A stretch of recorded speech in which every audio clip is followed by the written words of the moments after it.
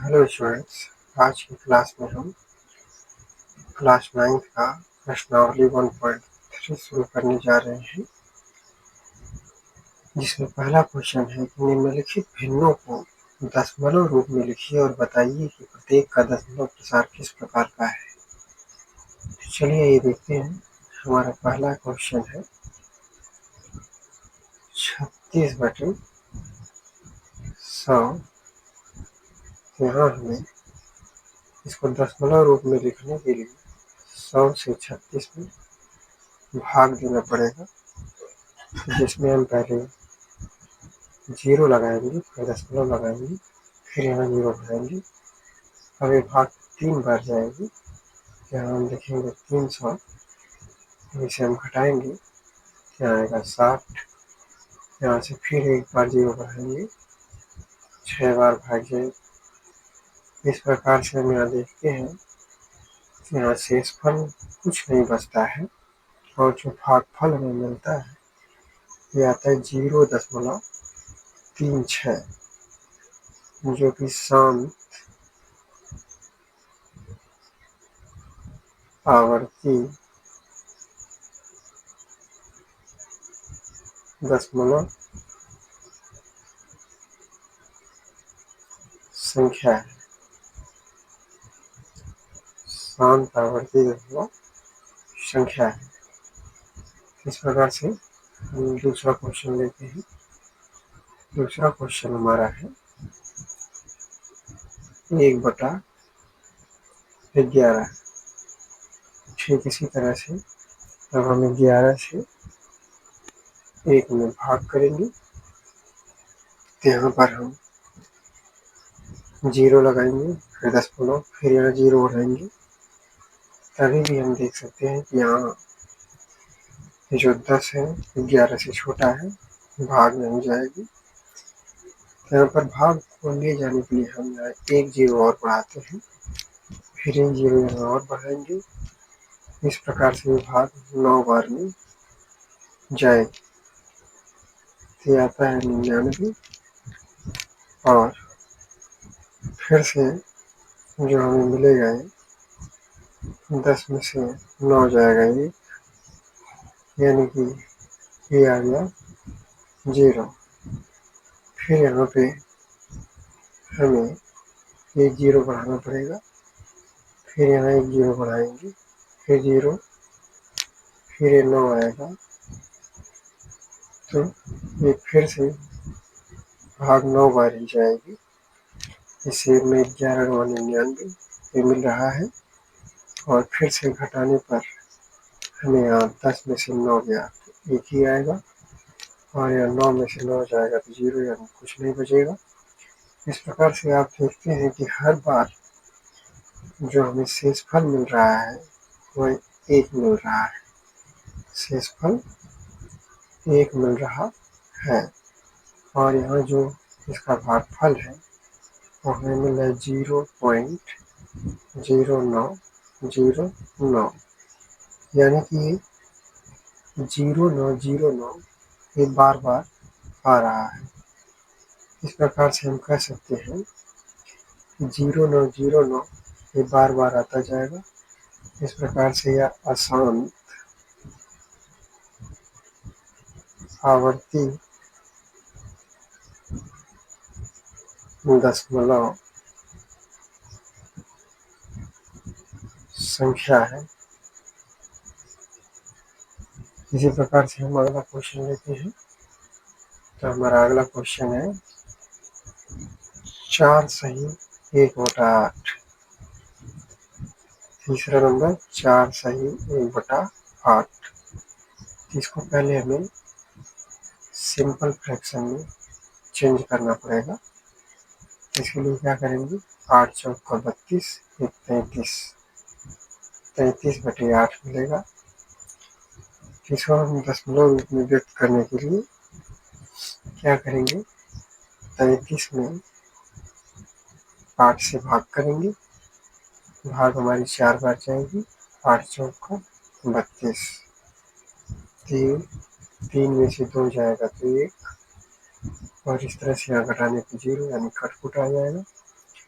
यहाँ फिर हम दशमलव लगाएंगे और यहाँ 0 भाग 1 बार 8 एकम 8। इस प्रकार से यहाँ 10 में से 8 घटाने पे 2 आएगा। फिर 0 बढ़ाएंगे 8 दूनी 16 आ जाएगा और फिर से घटाएंगे तो हमें जो 10 में से 6 जाएगा 4 आएगा और हमें मिलेगा 2 1 में से 1 गया 0। फिर एक 0 बढ़ाएंगे 8 25 40। लास्ट में यहाँ देखते हैं कि भाग पूरी तरह से विभाजित हो जाती है। यहाँ से इस फल में कुछ नहीं मिलता है और इसका जो भागफल आता है ये 4.125 पूरी तरह से विभाजित होकर मिलता है, जो कि एक शांत आवर्ती दशमलव संख्या होगी। इस तरह से हम अगला क्वेश्चन लेते हैं, जो कि हमारा अगला क्वेश्चन है 3/13। चौथा क्वेश्चन हमारा है 3/13। तो इसको देखते हैं कि यह शांत आवर्ती दशमलव संख्या या फिर अशांत आवर्ती दशमलव संख्या है। ठीक वही प्रोसेस हम 13 से 3 में भाग करेंगे और 13 से 3 में भाग करने के लिए हम यहाँ इसको पहले 0 लगाएंगे, फिर दशमलव, फिर यहाँ एक 0 बढ़ाएंगे और इस प्रकार जो भाग है 13 की पहाड़ी में 13 दूना 26, यानी कि 2 बार भाग जाएगी और इसे हम घटाएंगे तो ये 10 में से 6 गया तो ये कितना आ जाएगा, इसमें 10 में से 6 जाएगा कितना आएगा 4 और फिर यहाँ 2 बचा, 2 में से 2 गया तो ये 0 यानी कुछ नहीं आएगा। फिर हम 0 बढ़ाएंगे,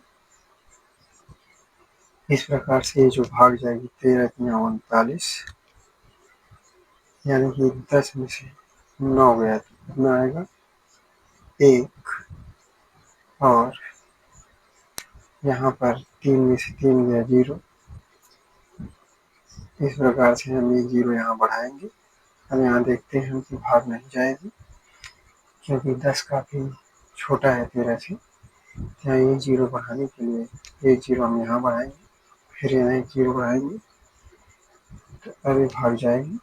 अभी भाग कितनी बार जा सकती है 7 बार।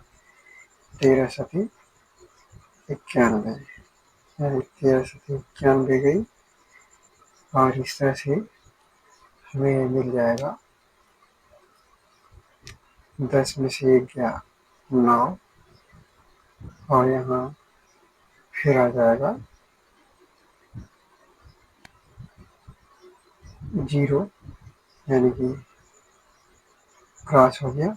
फिर एक 0 बढ़ाएंगे, अभी भाग 6 बार जाएगी, 13 6 78 और जो हमें मिलेगा ये हो जाएगा 10 में से 8 गया 2 और 8 में से 7 गया 1, फिर यहाँ 0 बढ़ाएंगे तो भाग 9 बार जाएगी, 13 9 117 ये आ जाएगा। फिर से यहाँ पर हमें मिलेगा 10 में से 7 गया 3 और ये 0 आ गया। तो यहाँ आप देख सकते हैं कि ये जो भाग हमने शुरू किया था ये 3/13 से शुरू हुआ था। लास्ट में शेषफल हमें फिर से 3 मिल जाता है।